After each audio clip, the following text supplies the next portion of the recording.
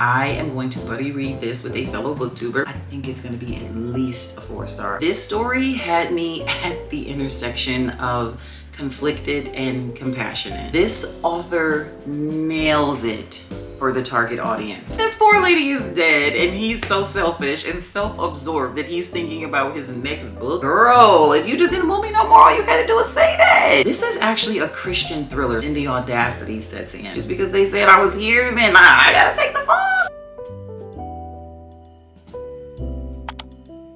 Hey, welcome back to my channel. I'm Joyce and today I am sharing 10 juicy thriller book recommendations for you to add to your 2025 TBR. And I know you're thinking, I don't really need any more books to add to my TBR. I'm right there with you, but believe me, these were some bangers. Okay, so I'm gonna be sharing 5 books that I really enjoyed, aka my top thrillers of 2024, and then I'm gonna be sharing 5 thrillers that I am eager to get to in 2025. So let's jump right in with the best thriller that I read in 2024.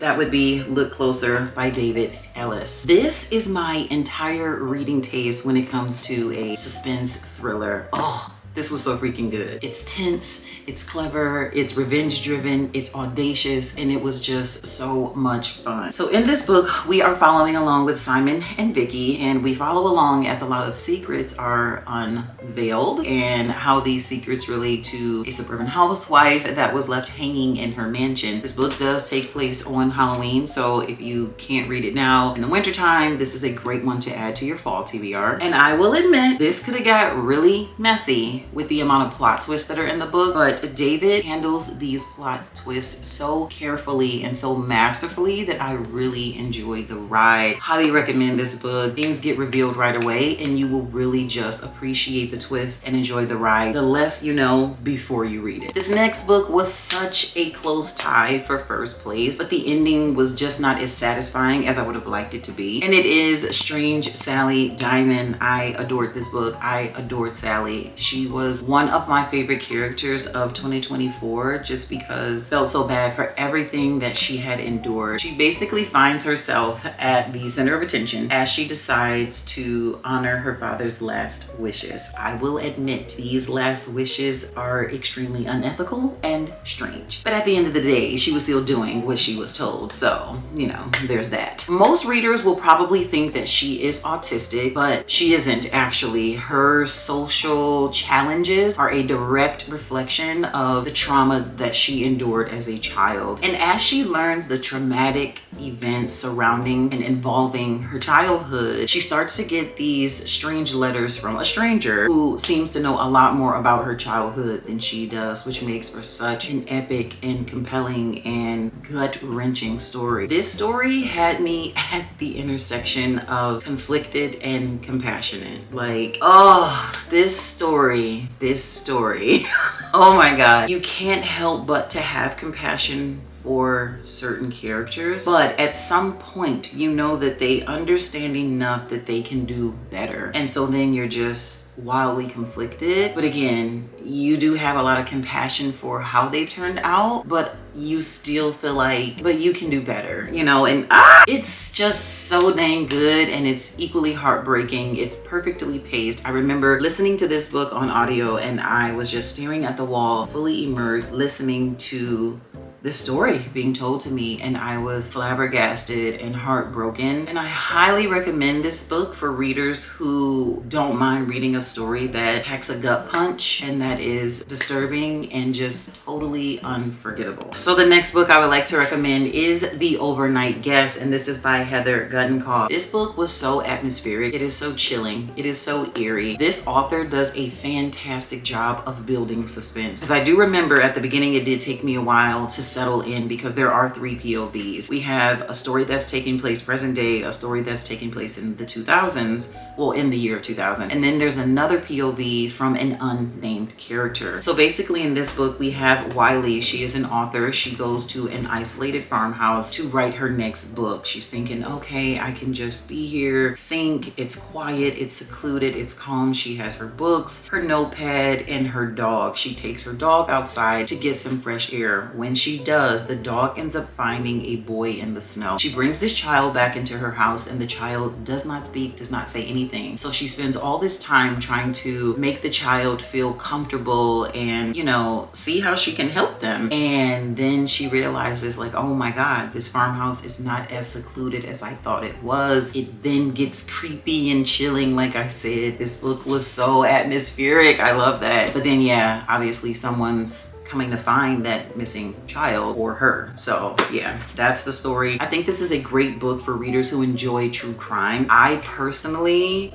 fell in love with this book so much that now I do like true crime stories. There were definitely a few things I did not love or did not like about the book, but overall, I think I gave this book like a 4-star, and I really enjoyed it. Like I said, it gave me a different perspective, and it has opened me up to appreciate a new genre. So I absolutely love that. So even though there were a few things I did not like, I absolutely enjoyed this book, and I would highly recommend for anybody looking for a good winter thriller. So this next one started out looking like it was going to be my entire reading taste in a thriller, and it is Everyone Here Is Lying by Sherry LaPena. Miss Sherry was not able to handle the plot twist and as many characters as clever and skillfully as Mr. David Ellis in Look Closer. So basically, on the day that the dad gets dumped by the mistress, he ends up finding out that his daughter has gone missing. So first of all, that premise right there, it just makes for such a good story because you just don't know who did it. There's so many characters, which I did not like, but because there were so many different characters, you really don't know who did it. I liked getting all these different POVs and seeing how all these different people were lying and just the different things that they were battling and going through as individuals in this small suburban community. I absolutely love to see the stereotypes being addressed for a missing person's case, like who we look at and who we don't look at and why. And if you were just there and a few people said you did it, you're probably going down for the crime. Like, I absolutely hate that. You see it all the time on the news or, you know, TV shows, but just to see it like unfold that way in this book, it was just kind of crazy. Like, dang, just because they said I was here, then I gotta take the fall.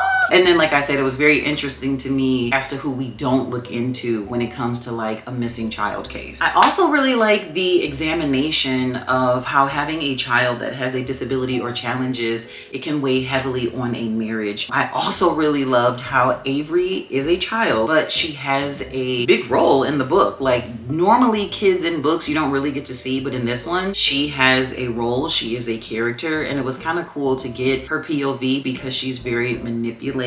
She was a very manipulating little girl. A lot of what she brought to the plot, it made it very addicting. The book was very fast paced. It was really fun. Love that it had neurodiverse representation. I am always here for that, especially when it's done right and well. So yeah, I just had a really good time with this one. I think this is a good one for people who want to see a book with neurodiverse representation. You want to see some mess, a little drama, a little laugh here and there, lots of secrets, lots of lies, very fast, very addicting. This was a good time. And it's been so long now, I will clip the video that I read that book in. Well, not clip it, but, you know, link it. And I don't remember where the turning point was. I think it was all the characters and how some of them just didn't matter. Because at first I really thought it was gonna be a 5-star. Like, it has the makings of such a good book in the beginning, a good thriller, but then, okay, so this next book, whew, listen.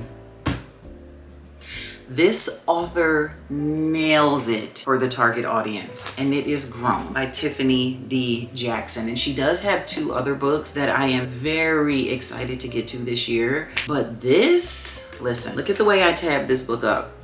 So first of all, I am not the target audience. This is a YA thriller. It didn't really even feel all that thrilling to me, but I understand why she's categorizing it because the topic being addressed here is just so sensitive and traumatic for some readers. Basically, you have Enchanted. Her dream is to be a famous singer. She meets a famous R&B star, Corey, and then you go on a journey and see this girl being groomed and manipulated basically for destruction. It's so sad. I was furious reading this book. That's why there's tabs. Basically, I went through as I was reading and I'm like, first red flag, second red flag, manipulation begins. He's grooming you. I just found this. So let's take a step back. So I like to read for entertainment. However, I love and I primarily read to learn I want to think, I want to feel, I want to grow as a person. So I want to be more empathetic, have more compassion, more grace. I want to understand people better and scenarios better. I want to see the world through eyes of other people. That's how you expand your mind and grow as an individual. And so this book did that. I have so much more empathy for young women or young girls who find themselves in a situation like this. Whereas before I felt like, how did you get yourself in this situation? Like me, I'm too scary to be getting involved in certain things. So I use a lot of wisdom. I've just always been a bit wise beyond my years. I'm like an old lady trapped in this body. I understand that that's not the case for everyone. Some people do not realize that they are being groomed and that they are being manipulated, and that gets them in a world of trouble. I wanted my daughter to read this book so bad. I still do. I hope that she reads it. But yeah, so far she has not read it. I think that all young girls could learn something from this book because the author herself said that she was also a victim of grooming and manipulation by an older man. This was wild.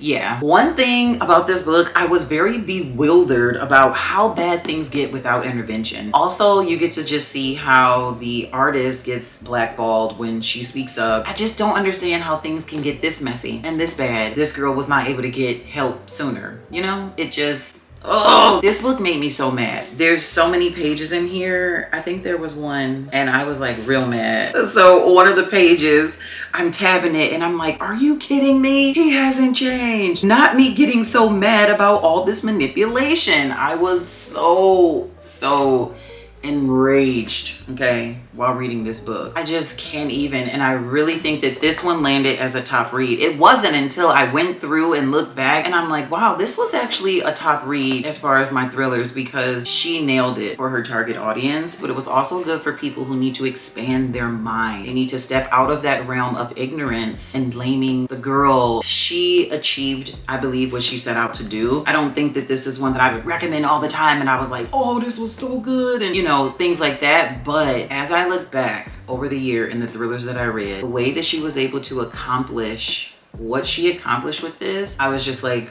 blown away. And I'm gonna read you this and then we're just gonna move on. She says, this book is about the abuse of power. It's about the pattern of excusing grown men for their behavior while faulting young girls for their missteps. It's about the blatant criticism of girls who were victims of manipulation. It's about holding the right person accountable for their crime. For the crime that he committed. It's about corporations attempting to silence victims and continuing to profit off the very monster that they helped create. It says this book is not about R. Kelly, because so I did not follow the R. Kelly situation. I obviously know about it, but I did not watch the documentaries or follow it very closely. But a lot of people that did, they said this very much resembles that situation. I don't know, but she's clearing it up here that this book is not about R. Kelly. It's about adults who know the difference between right and wrong, because no matter where you stand on the issue, he knew better. Stop playing with her. This was good. All right, so now those were the 5 top thrillers that I read in 2024 that are so worth adding to your TBR. Like I said, it doesn't have to be now, but just try to get to them at some point this year if you want to.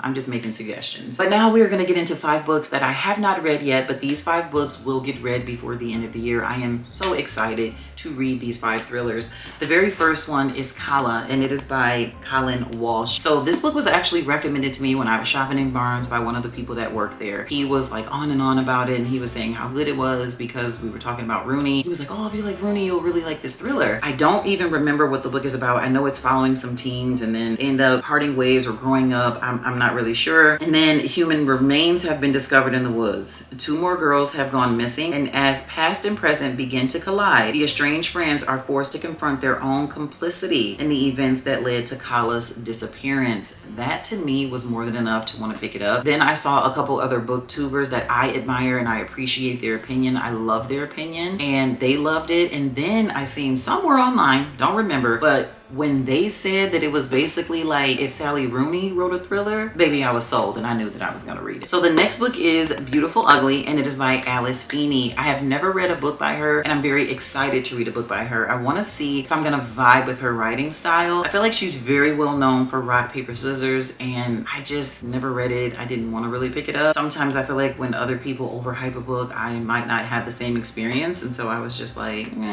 if I get to it, I get to it. If I don't, it's fine. But the synopsis of this book, I just was like, yeah, I want to get to it. It's basically a story about marriage and revenge, which are two things that I love to read about. It's following a husband and wife, and Grady, he has some really good news, so he calls his wife. She picks up the phone. They're talking about his good news, and then I guess he hears her slam on the brakes. Then he just doesn't hear anything. So clearly he's probably assuming, oh my God, what happened? She's been in an accident or something of that nature. He goes to find her. He only sees her car and her cell phone. His wife is not there. So a year later, he still, I guess, hasn't found the wife, and he's still struggling with what happened on that day. So he's like, you know what? I'm gonna book a trip. I want to go somewhere, get some air, clear my head. And the audacity sets in. He goes to this place and he sees a woman that looks like she could be his wife. Stop playing with me. Listen, the audacity is at an all-time high here, let me tell you. So I was just like, oh, this sounds good. I need to read this because, girl, if you just didn't want me no more, all you had to do was say that. Why you had to fake your death? Or maybe it's not her. I don't know. I just know I'm excited to read it. The next book is I Might Be in Trouble. And this one was actually released in December of 2024. And I did not get a chance to get to it. So I will get to it this year. It sounds very suspenseful and it's full of dark comedy, which I actually love. And basically we have a main character. He's a writer, and I guess he meets someone online. He goes and on a date with this particular individual. You know, she spends the night at his house or whatever. They wake up, he finds her dead. So he's like, oh my gosh, I don't know if I killed her or someone else. Whatever the case may be, this might make for an epic story, which is nuts. Like,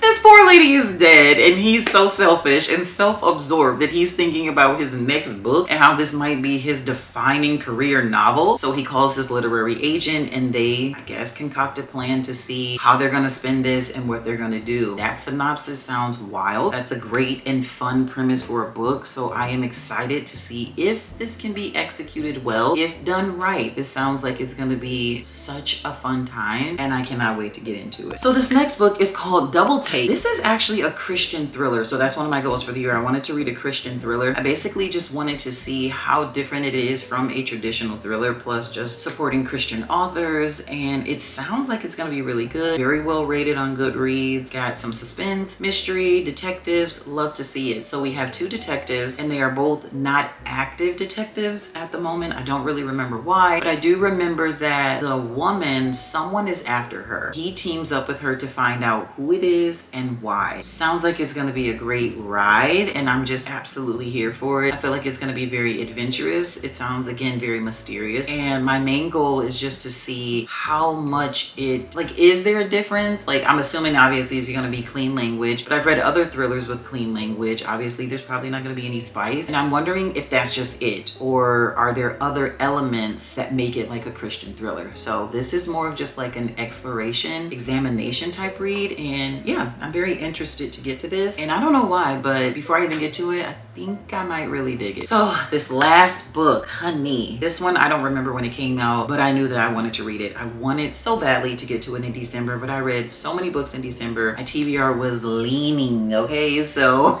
there was no way that I was gonna get to it. I will get to it this year for sure, because I am going to buddy read this with a fellow booktuber. We are so excited. And yeah, I think buddy reading a book like this is going to be so much fun because it's like a literary thriller. That's what it's being described as. I don't remember what this one is about, I'm not gonna lie, because it was so long ago, but I do have a note here, and it says that thanks to her lie, she's landed the life of her dreams, complete with a safe husband and two adoring children who will never know the terror that was routine in her own childhood. And I do like to read books and explore where like adults had like childhood trauma and how they kind of heal from that, unpack from that, and how it's affecting them as adults. I do like to read books like that. And it says that obviously to keep her anxiety in check, which, ooh, I get it. She's practicing gratitude and doing supplements, and then she ends up getting a letter from someone in jail that might strike up some things from her past. And so this is a book about motherhood and mother loss and the brutal mighty things women do to keep themselves and each other alive. Stop playing with me. You think I'm not gonna read this? Listen. I think it's gonna be a good time. I think it's gonna be at least a 4-star. I don't know why, but it's like motherhood, you got some drama, you got some suspense because we don't really know what's going on in her past. You also have the fact that I'm buddy reading it. I think that's gonna elevate the experience. I just think it's about to be a great time, and I am excited to get to all 5 of these. So that is the end of the video. Let me know a book that you loved in 2024 and also a thriller that you would love to get to in 2025. I hope that you enjoyed this video. Do not forget to prioritize self-care, and I will see you in the next one. Bye. Oh my God, I'm getting a package delivered, and so somebody's dog is barking like crazy. Let me just wait.